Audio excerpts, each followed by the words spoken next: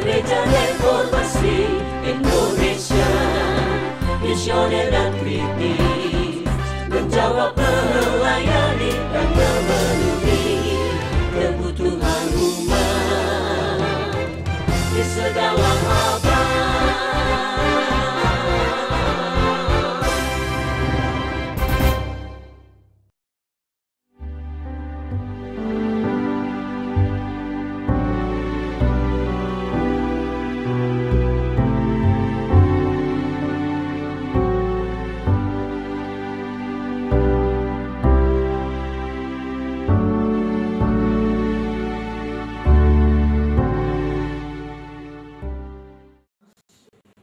Lalu 1 Timotius 2 ayat 13 sampai 15. Baik, kita akan membaca bagian ini bersama-sama. Kejadian 2, 16 dan 17. 1, 2, iya. Lalu Tuhan Allah memberi perintah ini kepada manusia. Semua pohon dalam taman ini boleh kau makan buahnya dengan bebas. Tetapi pohon pengetahuan tentang yang baik dan yang jahat itu, janganlah kau makan buahnya. Sebab pada hari yang engkau memakannya, pastilah engkau mati. Kejadian 3 ayat 15. 1, iya. Aku akan mengadakan permusuhan antara engkau dan perempuan ini, antara keturunanmu dan keturunannya. Keturunannya akan meremukkan kepalamu, dan engkau akan meremukkan tumitnya. Kemudian kita membuka 1 Timotius pasal 2 13 sampai 15. Saya baca 13, saudara baca 14, lalu 15 kita baca sama-sama. 1 Timotius 2:13. Karena Adam yang pertama dijadikan, kemudian barulah Hawa.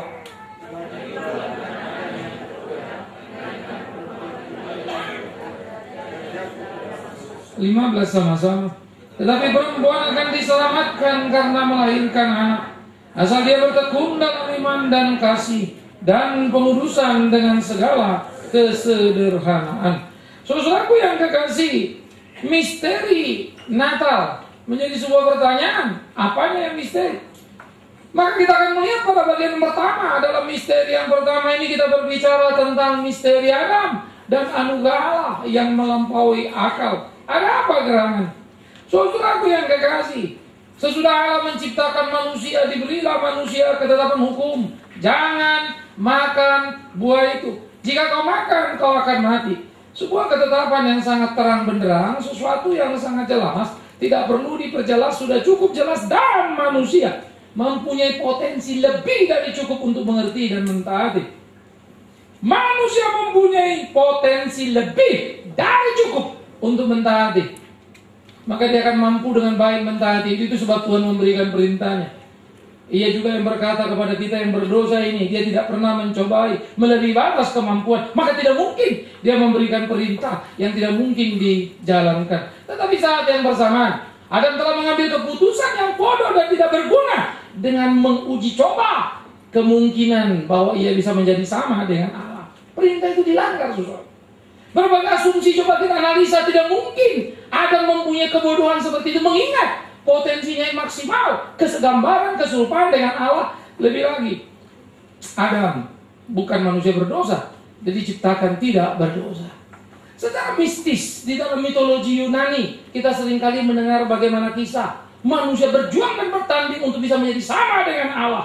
Manusia berusaha menggapai itu, sehingga ada Allah dalam tanda petik membackup orang-orang tertentu supaya mereka bisa naik ke permukaan. Sebuah mitologi yang mau menggambarkan kemungkinan adanya ruang untuk orang bisa menjadi sama dengan sang dewa ini. Ada sebuah perjalanan panjang yang bisa dikerjakan untuk manusia merintis ke sana. Tetapi mitologi seperti ini gugur oleh waktu. Yang kedua, saudara, kalau kita mendekati secara saintik, apa pula yang bisa kita pahami dari kemungkinan ciptaan bisa jadi sama dengan sang pencipta, sehingga Adam mempunyai ide bodoh seperti itu. Stephen Hawking pernah mengatakan satu kalimat yang sangat teknis, bahwa manusia kalah cepat dengan komputer dalam perkembangannya. Perkembangan komputer 8 kali lebih cepat dari perkembangan manusia. Bahasa yang sangat teknis yang diungkapkan oleh Stephen Hawking. Dan itu mendapat respon cukup banyak dalam dunia film. Bagaimana digambarkan komputer satu waktu bisa berjuang, lalu mengalahkan para manusia, lalu dia menjadi tuannya. Ada banyak film-film yang kita tonton seperti itu. Sang pencipta dilawan oleh ciptaannya.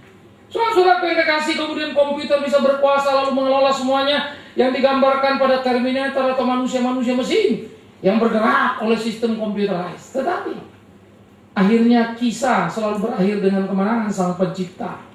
Selalu ada manusia unggul untuk menghabiskan perlawanan komputer itu. Itu dalam dunia sains.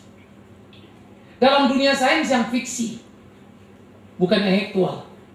Tetapi dalam dunia jelajah kemungkinan munculnya ciptaan yang menjadi hebat tetap saja. Manusia melihat manusia akan unggul dari ciptaannya. Artinya, dalam keberdosaan saja kita bisa menalar dengan sederhana.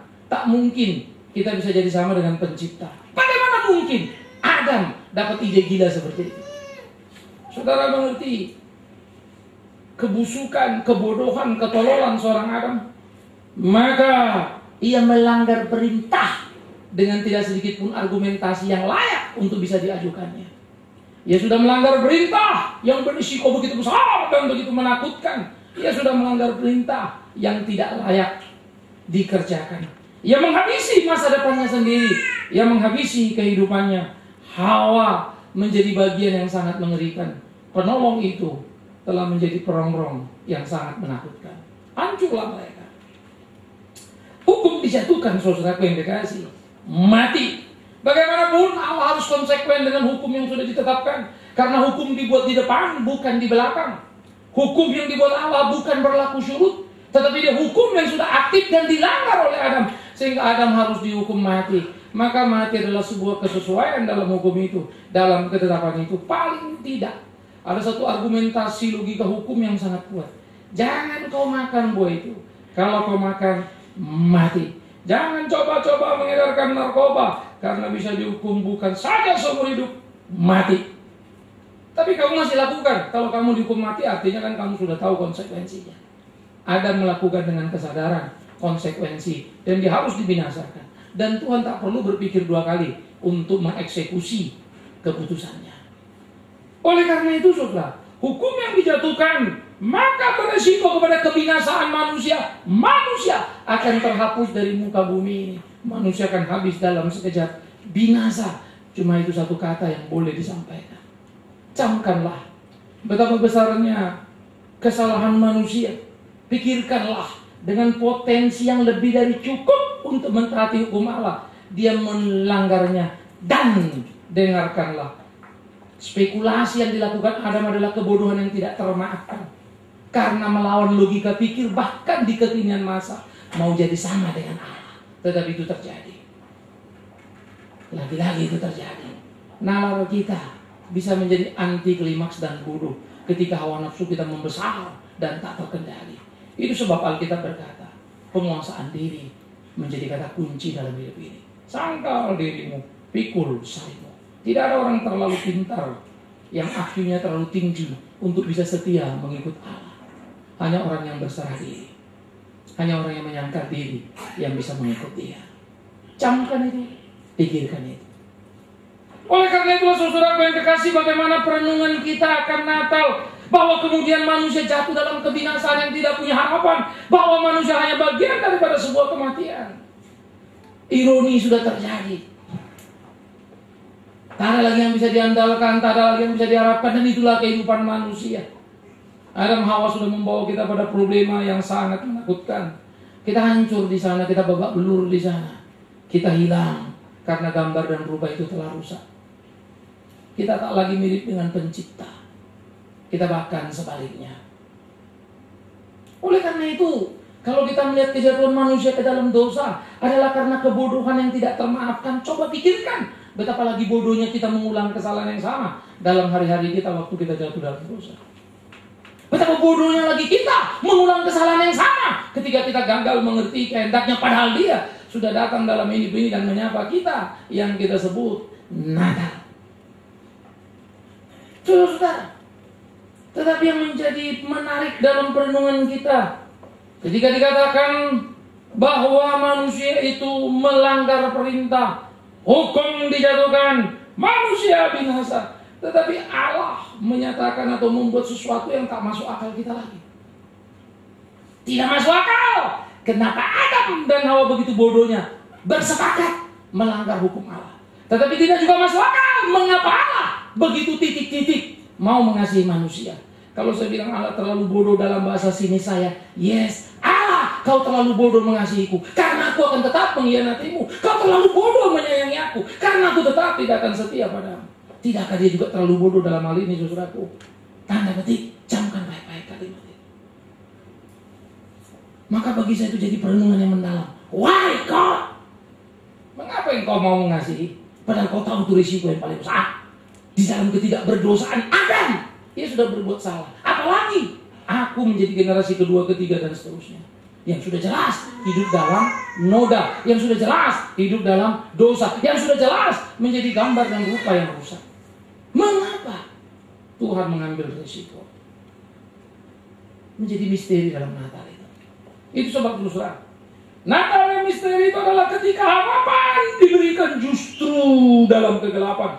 Di kegelapan manusia berbuat dosa, di kegelapan manusia berbuat salah, di kegelapan manusia binasa. Di situ Tuhan menyatakan anugerahnya. Apa yang dikatakannya? Ia berkata kepada ular itu, kau ular akan dihukum. Lalu keturunanmu dan keturunan perempuan yang berdosa itu akan terus bertarung sepanjang hidupnya sampai pada akhirnya keturunanmu akan meremukkan tumit keturunan perempuan itu. Tetapi keturunan perempuan itu akan merumikkan kepala. Maka keturunan ular menggambarkan perjalanan setan hingga menuju kayu salib, dan keturunan perempuan menggambarkan perjuangan manusia hingga menuju kepada salib. Tapi sepanjang perjalanan dari Taman Eden sampai ke Taman Getsemani, tak satu pun manusia yang layak ditemukan. Tak satu pun yang heroik dan bisa untuk memecahkan kepala ular itu. Tidak, sampai Yesus itu datang. Saudara, maka pada waktu Yesus datang dan lahir di kandang yang hina itu, pengharapan diwujudkan justru ketika manusia hidup dalam kegelapan. Tak ada permohonan dari manusia untuk diselamatkan.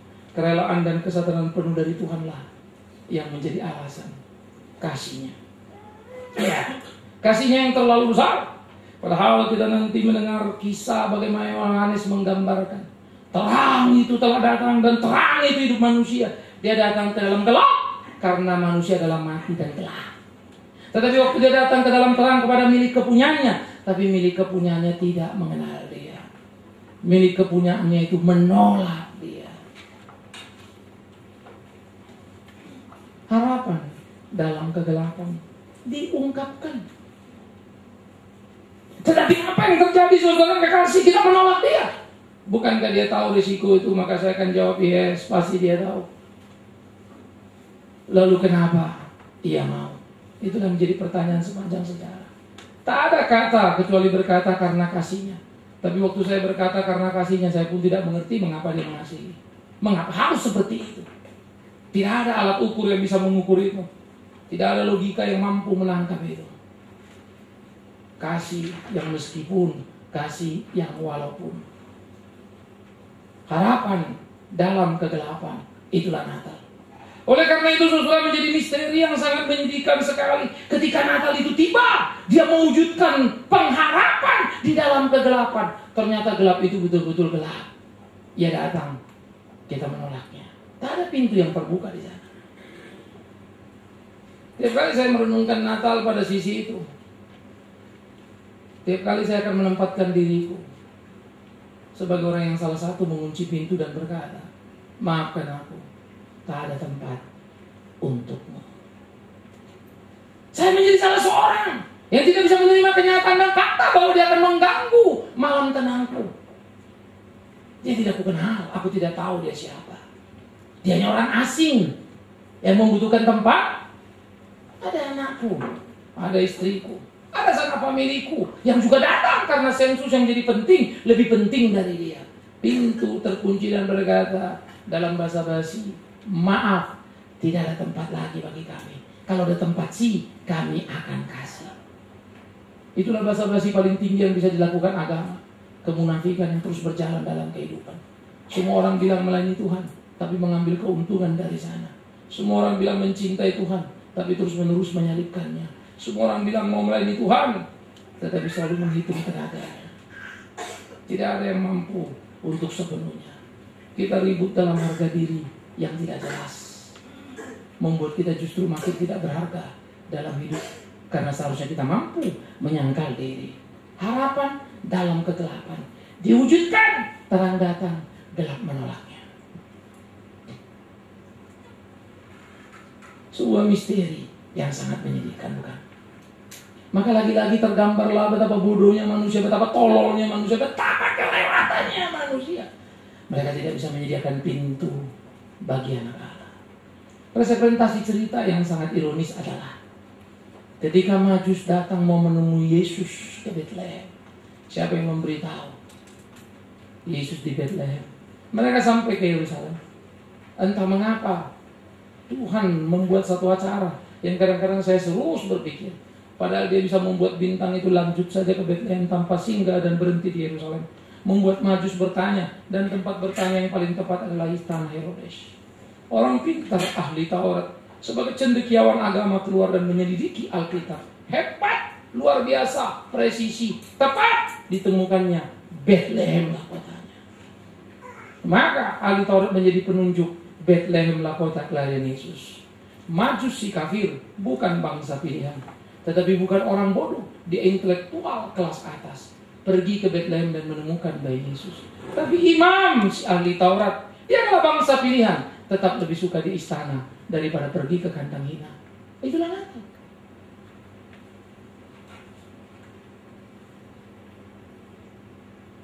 Saya akan menggugat diri saya ketika saya hidup berlebihan. Dalam pengertian, kalau saya hidup berlebihan tapi yang saya bagi sedikit, saya akan marah pada diri saya. Saya akan menikmati apa yang ada. Ketika saya sadar, saya juga sudah berbagi dari apa yang saya punya. Maka saya pikir saya punya hak menikmati apa yang ada. Kalau saya sudah berbagi cukup bagi orang-orang yang ada di sekitarku. Itu yang Tuhan ajarkan padaku. Dan dia bahkan mengajarkan supaya kita memberi lebih. Karena kita cukup dengan hidup cukup itu saja. Betapa tidak mudahnya. Tetapi kita mulai melihat dalam Reantore sekarang. Kalau kita melihat pesta Natal, pergilah kemana? Tumpukan dan banyak uang akan terbuang di sana. Dan ini akan menjadi kesempatan para pendeta panen. Gila juga ya.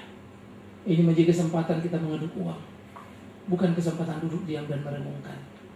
Why God? Akhirnya ahli Taurat yang di istana itulah yang jaya. Majus yang pergi ke kandang domba semakin berkurang jumlahnya. Tetap saja dia sedikit. Natal akhirnya mengajar kita untuk menyadarkan diri kita dan menemukan betapa kita nothing, saudaraku. Dia memberikan harapan di dalam kegelapan, tapi kekecewaan yang didapatkan. Dia memberikan diri, tapi penolakan yang ada.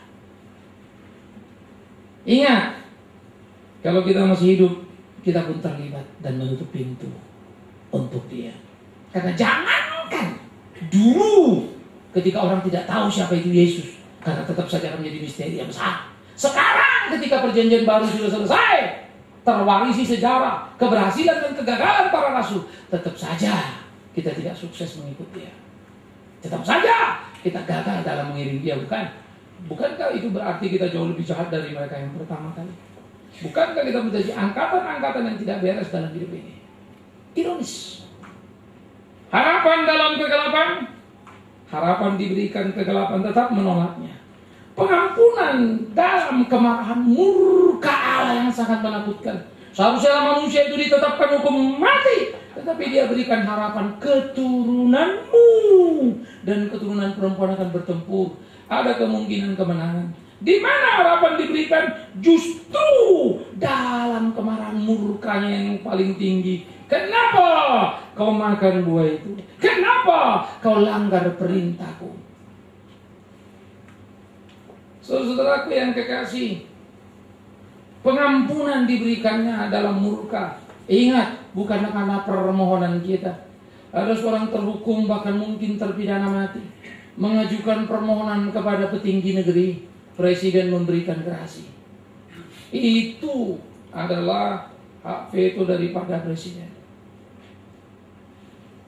Tetapi gerasi diberikan, pasti ada argumentasi yang harus disampaikan.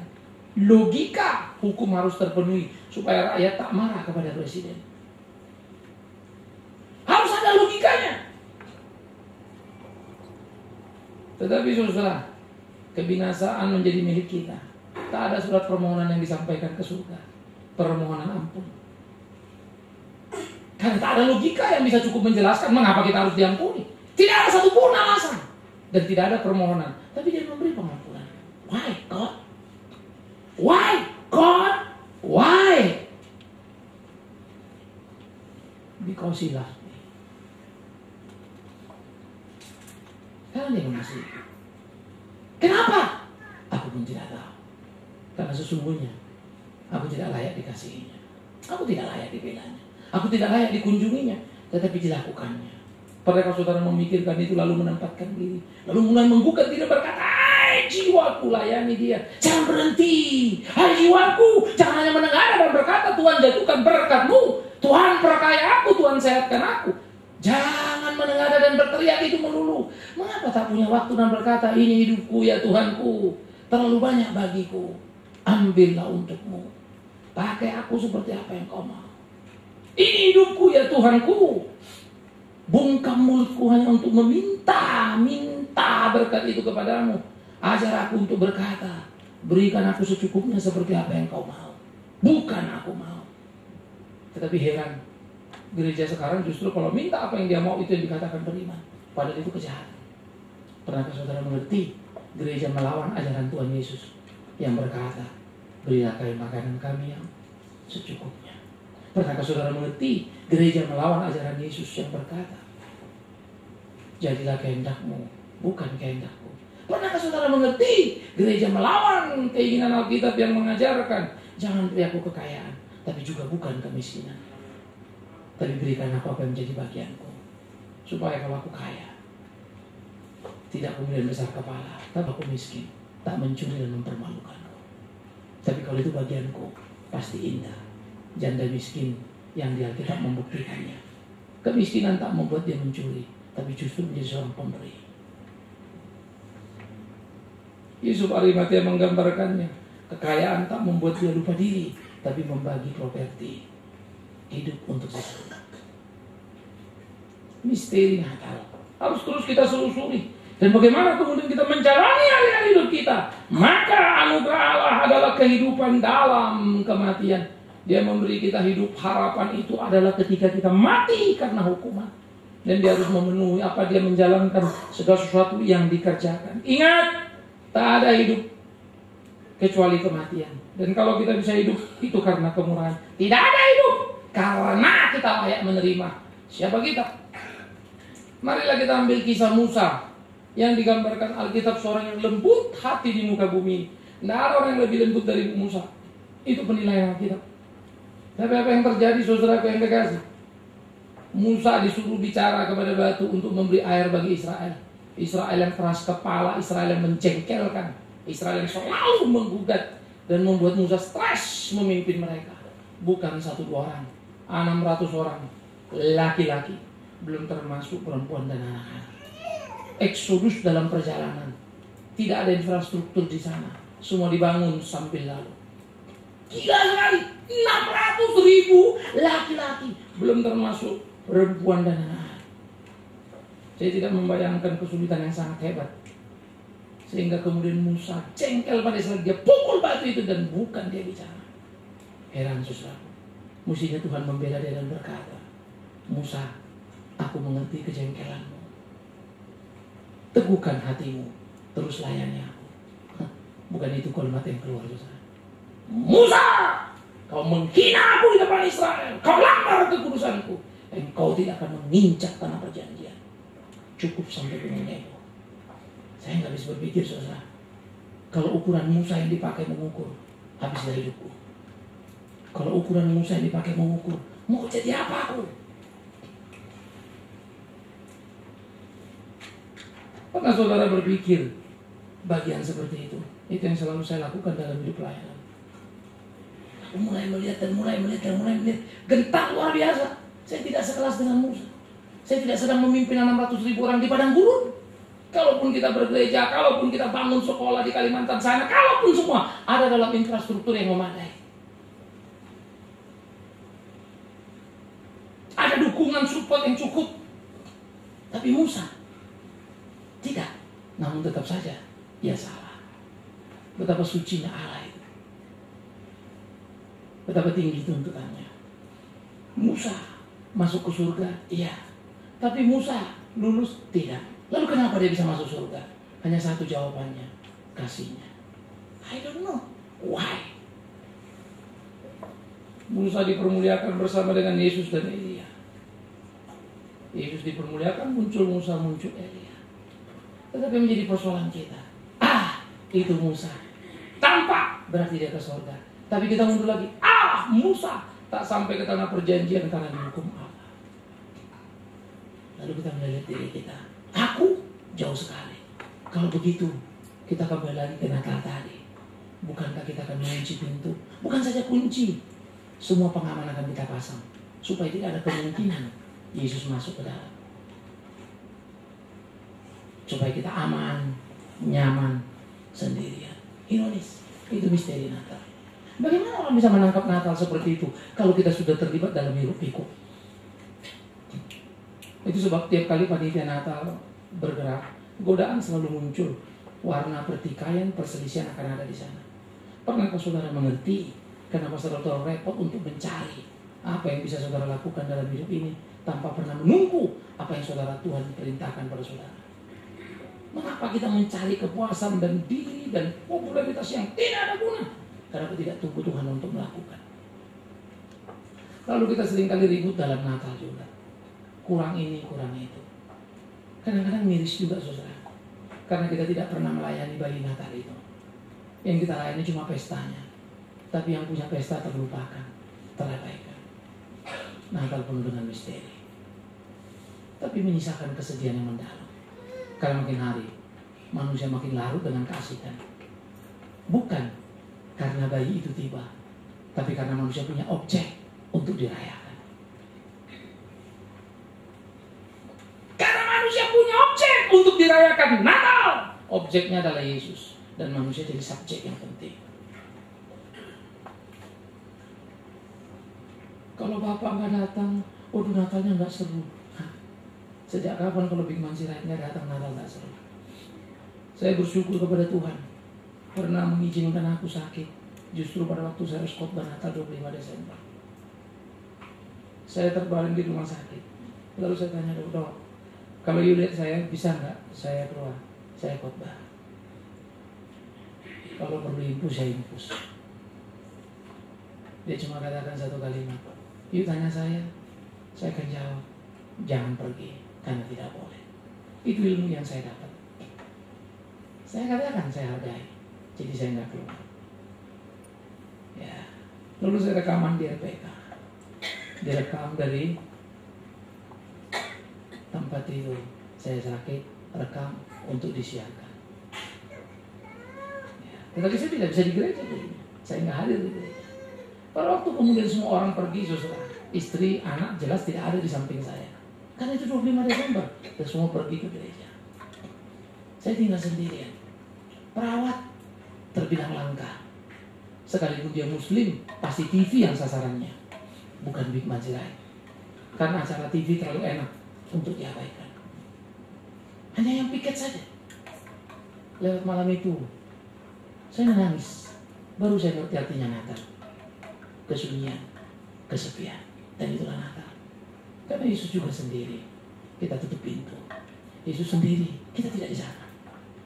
Itulah Natal. Baru saya mulai berpikir aja, saya berdoa dan berkata, Tuhan terima kasih, aku boleh merasakan ini. Karena aku sendiri terlalu lena, terlalu asik dengan jam-jam khotbah tiap kali Natal. Lupa punya waktu duduk diam dan merenungkan. Hari ini aku bersyukur Kau beri waktu mengerti arti kesunyian. Karena mudah aku menceritakan tanpa mengalami, sulit untuk merasakan. Tapi hari ini Kau beri aku kesempatan. Thanks God. Saudara-saudara, kepedihan, kepahitan, kegetiran dalam kehidupan kita ternyata seringkali menjadi waktu manis Tuhan berdialog dengan kita. Anugerahnya diberikan pada kita. Karena itu jangan pernah bercuriga dengan dia. Mengapa Kristus mau datang melawat umatnya? Padahal dia cukup hanya untuk menghukum saja. Dia tidak punya kewajiban untuk melakukan apa yang harus dilakukannya dalam penyelamatan. Tetapi itulah yang dikerjakannya. Ia turun dari surga. Ditinggalnya surga, dilawatnya umatnya. Ia masuk kampung kumuh Bethlehem yang sangat kumuh luar biasa kalau dibanding dengan surga. Kata jangankan Bethlehem, Yerusalem dengan kemegahannya pun bukan apa-apa kalau berbanding dengan surga yang mulia. Tapi dia turun, bukan ke istana.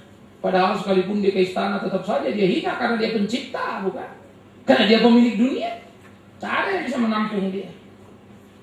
Tapi dia pilih kandang domba itu.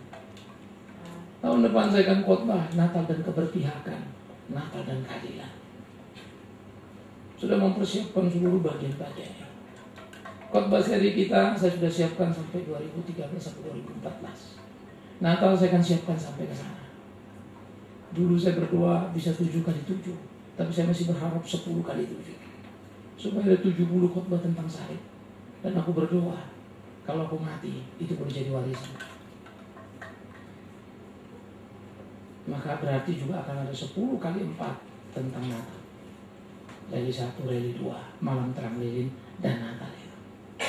Tapi waktu saya menaruh waktu di sana dan menelusuri, jujur saja, kalau saya harus berkata padamu, yang pertama paling diberkati adalah aku, sebelum kau mengerti apa yang kukhotbahkan. Karena waktu persiapan, saya merasakan menemukan sesuatu mutiara yang saya kaget sendiri. Kenapa selama ini aku lihat ini tapi tidak mendalami seperti itu? Thanks God. Dia baik. Ia berpihak pada kita. Ia perhatikan kita. Ia bela kita. Ditinggalkannya surga. Mengapa Kristus datang? Padahal dia ditolak. Itulah yang tak pernah kita bisa mengerti. Tapi itulah yang harus kita pahami. Jangan pernah berpikir kalau kau melayani, maka kau akan diterima. Welcome, hebat, jago. Nanti dulu. Kalau itu yang kau dapatkan, kau belum melayani.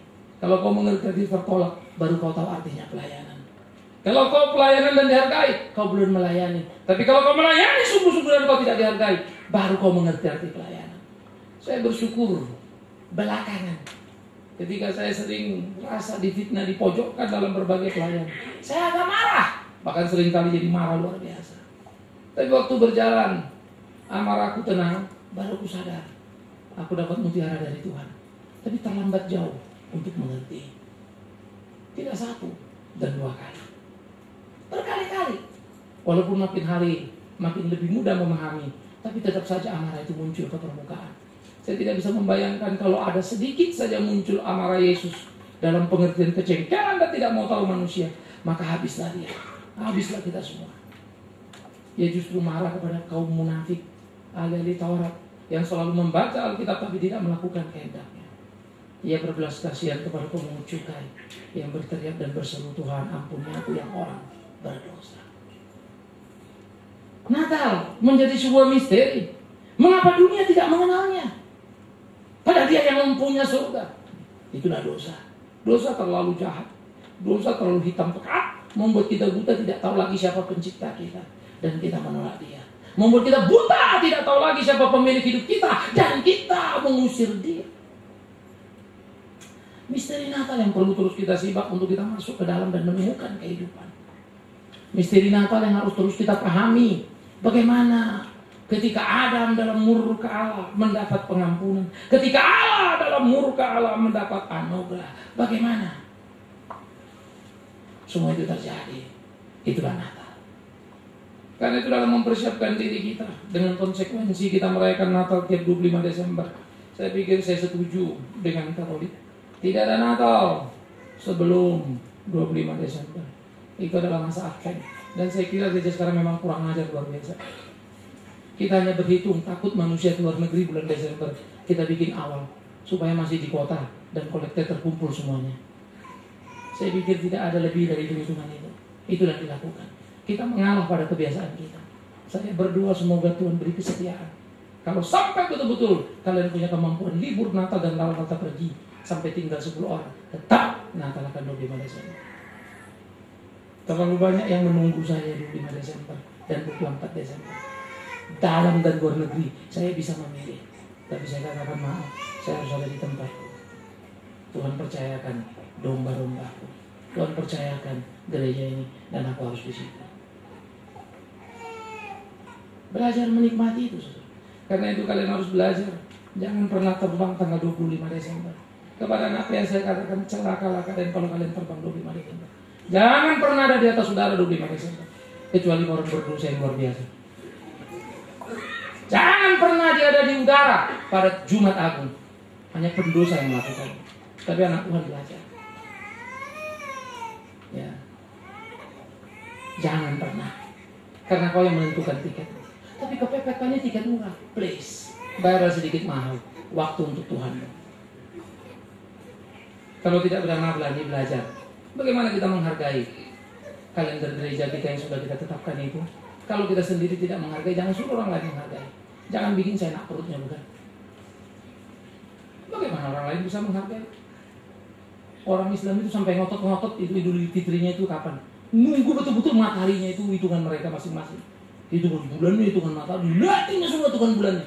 Sampai NU nanti lain, Muhammadiyah lain, pemerintah bisa lain. Saking mau pegang itunya. Saya pikir-pikir secara ritual, elegan sekali. Kita seenak perutnya. Kalau sudah meninggalkan 1001 alasan kita buat. Kan bukan tanggalnya. Yes, betul bukan tanggalnya. Kan tanggal berapa aja Natal, Pak? Betul sekali. Jadi kami Natal tanggal awal, Pak. Bagus sekali. Jadi tiap hari dong, Pak. Hidupmu justru itu yang aku bingung. Kau kalau sudah mau pindahkan tanggal tiap hari, tapi hidupmu nggak tiap hari Natal. Tiap hari batal, iya ya. Konsekuen lah kalau kau memang pandang itu. Coba berani tiap hari begitu. Yang sedikit menghargai ya. Sehingga ada momentum-momentum yang tidak bisa saya enak perutnya. Itu 1 kali 1 tahun. Tiap hari semangat itu menghidupi kita. Tapi ada satu momentum kita berhenti.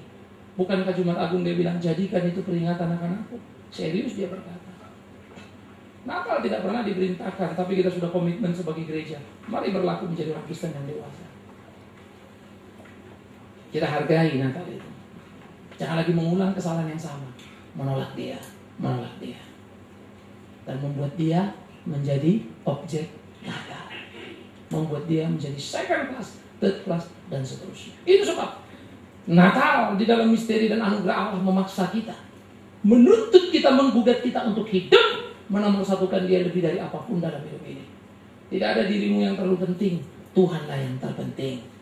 Itu sebab saya suka ketika kita berkata, kalau kau mencintai istrimu lebih dari aku, suamimu, anakmu, orang tuamu, keluargamu, pekerjaanmu dan dirimu lebih dari aku, kau tidak layak bagiku. Kau bukan muridku. Yes. Coba pikirkan, murid Tuhankah kita? Karena kita seringkali mengutamakan diri kita, keinginan kita. Yang paling sulit belajar bagi saya adalah menghargai pendapat orang lain. Yang paling sulit bagi saya belajar adalah mengerti perasaan orang itu. Logika saya ini diberi Tuhan, cepat untuk menangkap, cepat untuk bertindak. Thanks God. Sehingga saya kalau suruh menghargai, sulitnya setengah mati. Tapi saya mesti belajar itu terus. Gak gampang. Jadi orang yang ngotot tidak mudah untuk berdebat dengan saya. Tetapi kemudian ketika saya sadari makin hari, ya itu semua orang juga bisa. Yang paling sulit justru bagaimana bisa merespek dan menghargai yang berbeda. Waduh, tidak gampang. Dan saya harus berdoa terus. Tuhan, tolong aku. Tuhan pimpin aku. Tuhan mampukan aku. Ini menjadi kesulitan yang sangat berat di dalam kehidupan kita, saudara yang kekasih. Menjadi nothing. Menjadi everything itu simple. Menjadi nothing. Itu yang paling sulit dalam hidup ini. Padahal itulah Natal. Karena dia jadi nothing. Pemilik surga mengetuk pintu di dunia, tapi tidak dapat tempat apa-apa. Nothing. Saudara-saudara, biar ini menjadi perenungan kita dan kita pikirkan apa yang bisa kita kerjakan dalam hidup kita. Kemarin rapat kerja pengurus dan sinode. Kita canangkan 2011.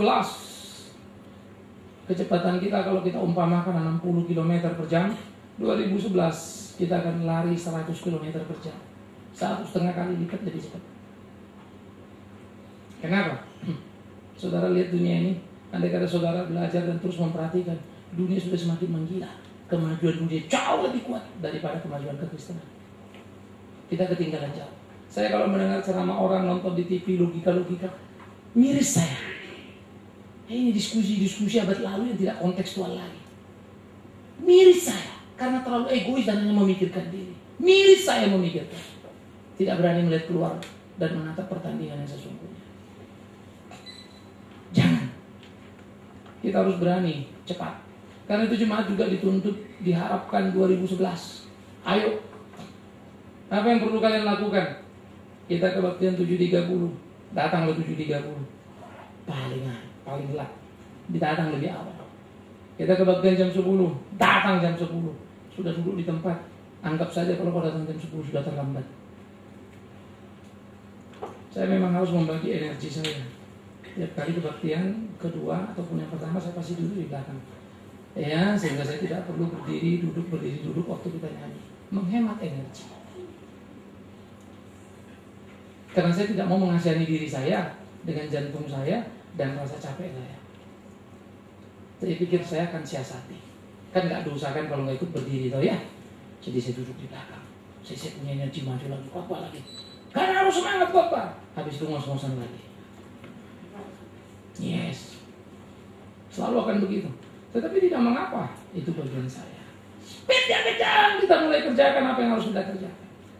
Contoh orang, beberapa waktu lalu saya kumpulkan kawan-kawan. 11 Desember itu ulang tahun saya. Tahun ini Sabtu kemarin itu 49, tahun depan saya akan 50. Saya pikirkan tahun emas ini apa yang saya akan kerjakan. Ya, saya berdoa kepada Tuhan dan saya share kepada anak-anak PA saya, kawan-kawan saya yang lain di yayasan. Ya, kemarin ketika kita ketemu satu orang bilang, Pak, ini gimana ulang tahun 50 kalau perlu kita beri pada dari sekarang nih. Kalau tempat 700 kan tempat kita bisa. Bapak mau berapa orang yang hadir? Sementara saya masih berpikir 1.000 orang. Apa yang akan dilakukan? Kita bikin seperti kebaktian. Karena saya rindu untuk menjadi kesaksian. Ya, ini menjadi pertarungan sengit. Istriku, anakku akan jadi bagian dari hidupku. Saya memohon pada anak-anak saya supaya tahu artinya menjadi saksi. Keluarga kita harus menjadi role model. Tapi saya tahu itu tidak mudah, karena itu bukan minta uang. Saya bersyukur untuk istri, saya bersyukur untuk anak-anak yang Tuhan berikan. Maka saya percaya 2011 kita sudah bisa berdiri 5-5 di atas panggung ambil bagian. Tinggal ditambah berapa orang untuk melakukan pelayanan yang kita kerjakan. Ungkapan syukur kita. Saya harus menyelesaikan 2 buku supaya menjadi 5 buku ditambah 3 yang sudah ada. Buku saya sudah ada 10, tinggal editing sebetulnya. Tapi memang saya kotak-katik gak karu-karuan. Ya. Nah 2 ini saya akan uber supaya pada waktu ya tahun emasku itu ada 55 buku. 5 DVD tentang 7 seri sudah akan selesai.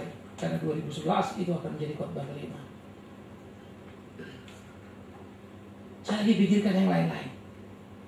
Ya, tadi sambil duduk terbersih. Saya tidak akan terima kado, lalu minta kawan-kawan bahwa uang akan dibagikan untuk pelayanan.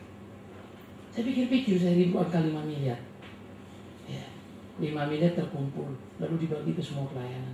Lalu saya berdialog lagi dalam hati saya, gila lu, emang itu gak ketinggian. Ya, tapi entah kenapa saya gak tergelitik.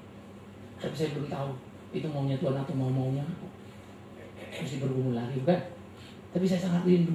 Ulang tahunku berarti untuk lembaga yang Tuhan percayakan. Untuk bergerak maju dalam pelayanan. Entahlah. Semua akan kita lihat seturut perjalanan waktu. Tapi pertanyaannya adalah, apa yang akan kau persembahkan pada Tuhanmu? Jangan tunggu tahun emasmu tentunya. Tapi ketika Natal ini tiba, apa yang akan kau berikan pada Tuhan? Kau boleh dukung kebutuhan Natal yang masih kurang. Soal biasa itu. Siapapun bisa memberikan uang. Kau boleh ambil bagian dan memberi tenaga dan waktumu. Juga biasa itu. Karena aktivis non-Kristen di luar sana juga hebat-hebat itu. Bisa kerja jungkir balik sampai malam. Sosial. Tapi bisakah kita mempersembahkan hati kita untuk bisa mengerti kawan kita yang kurang? memahami teman kita yang mungkin tidak sekelas dengan kita dalam kecepatan berjalan, menghargai dan memperhatikan perasaan batin. Kita nikmati, saudara. Terima kasih. Kita masuk ke sana. Berdiri saya di sini untuk berkata, saya belajar memahami perasaan anak saya, perasaan istri saya, dibandingkan saya yang dulu. Jujur saja, saya berani berkata saya jauh berubah. Ya. Belajar, tapi sakitnya luar biasa, masih saja gagal. Dan saya kecewa dan tidak puas dengan diri saya. Tapi maaf, saya tidak sedang mengukur diri saya dengan orang lain. Saya mengukur diri saya dengan Alkitab. Saya tidak puas karena saya tidak seperti yang diajarkan Alkitab. Jadi saya mesti mengejar terus. Belajar lagi. Kenapa? Karena betul juga, hidupku adalah persembahanku. Tapi lucunya, aku tidak pernah memperhatikan hidupku lebih baik apa tidak. Aku serahkan diriku kepadamu ya Tuhan, itu doa kita. Tapi omong kosong besar, karena hidup kita untuk kita juga kok. Sehingga doa kita sebetulnya tidak sejalan dengan semangat hidup kita. Misteri Natal menuntut kita untuk berani mempersembahkan diri kepada Tuhan, melakukan apa yang Tuhan mau. Ya. Kalau buku saya yang kelima itu janji saya seumur hidup saya. Entah saya makin tua atau nanti akan menulis entah berapa umur saya. Tetapi itu doaku. Setiap tulisanku menjadi buku, dijual. Sepeser pun tidak akan kuambil, tapi dikembalikan kepada pelayan. Kadang-kadang saya menyesal dengan keputusan bodoh itu menurut saya. Tapi kemudian saya berpikir lagi, no, itu nggak bodoh. Kan itu jadi pengujian juga buat saya. Memahami anugerah Allah. CD kaset khotbah kita dijual.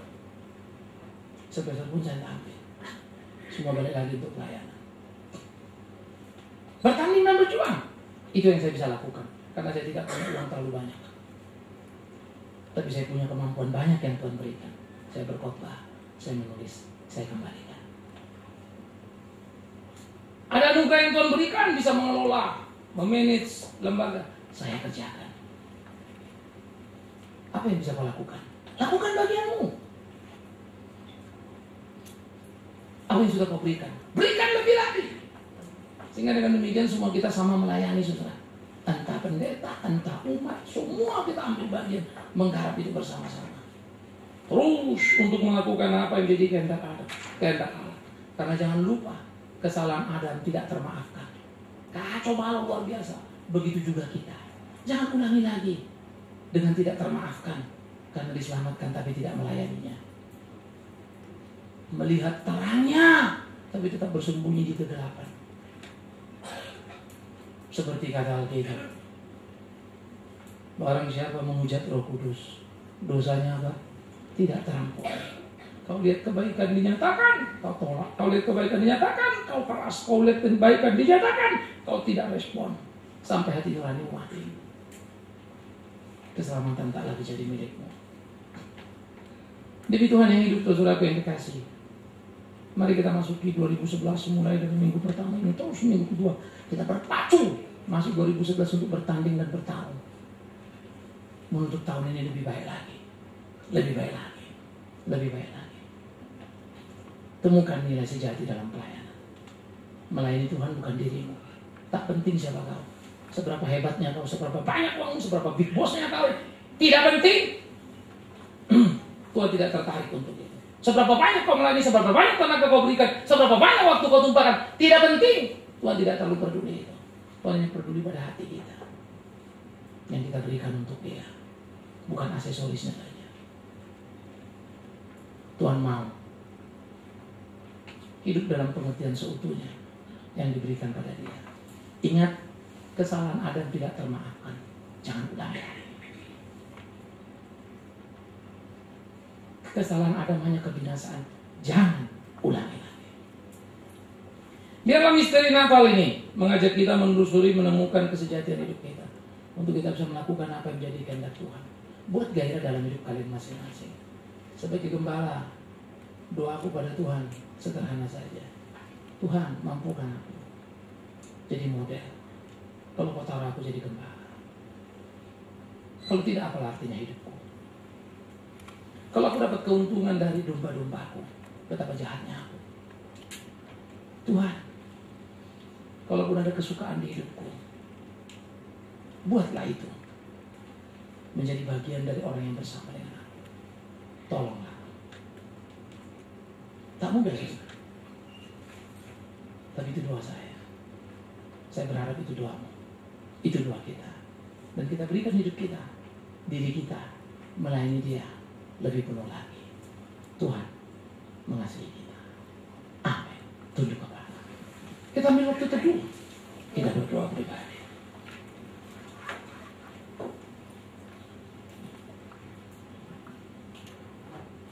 Malam itu ayunan langkah berat terasa. Raut wajah penuh dengan kesusahan. Tak terbilang derita di dalam kehidupan. Tapi ada titik cerah membuat dia kuat mengayunkan langkah mengatasi kepenatan dan derita. Sepasang tanpa perhatian mereka berjalan. Pintu demi pintu mereka ketuk. Seragam jawaban mereka dapatkan. Maaf, kami tak punya tempat. Kesedihan, kepahitan, kekecewaan tampak tergurat sesaat. Tapi entah apa yang membuat mereka kuat. Terdampar di tempat hina mereka ada. Tapi justru itulah yang membuat mereka mulia. Sendiri mereka di sana. Tapi itulah yang membuat mereka suka. Tamu mereka bukan orang terhormat. Hanya para gembala. Kalaupun ada yang menolong mereka, sudah pasti bukan orang kelas atas. Paling tidak mereka orang senasib yang tak mempunyai tempat hangat untuk berdiam diri. Di sanalah pertama kali terdengar kidung Natal yang sejati. Misteri penantian tersimak sudah. Panjang waktu berjalan. Dari Taman Eden menuju Bethlehem. Banyak peristiwa terjadi sudah. Tak pernah cukup jadi pelajaran. Raja datang silih berganti. Kerajaan roboh. Entah berapa nabi bersuara. Habis pula hidup mereka. Aniaya, pembunuhan mewarnai hari-harinya.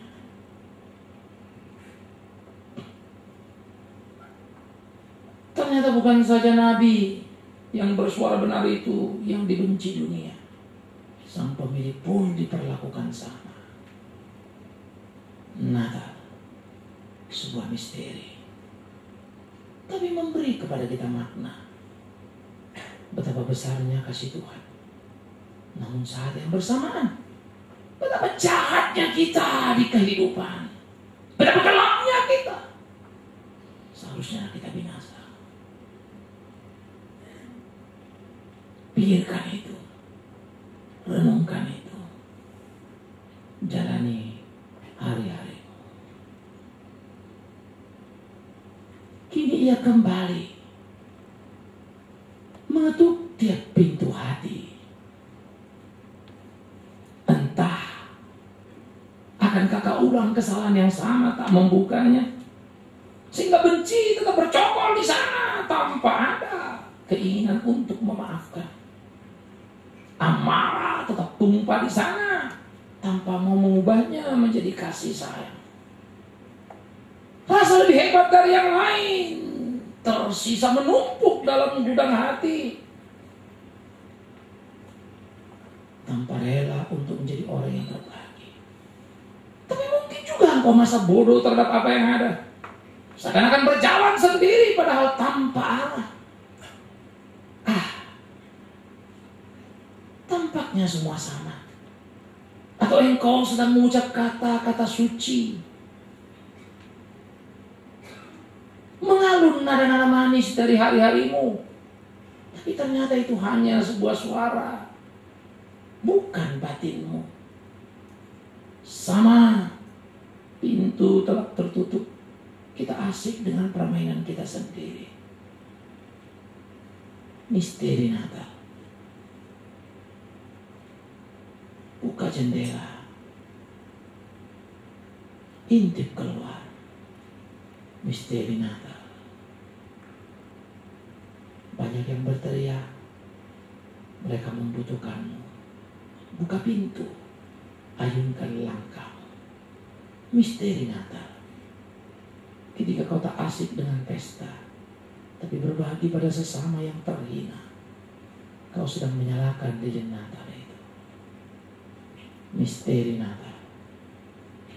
Temukanlah, milikilah.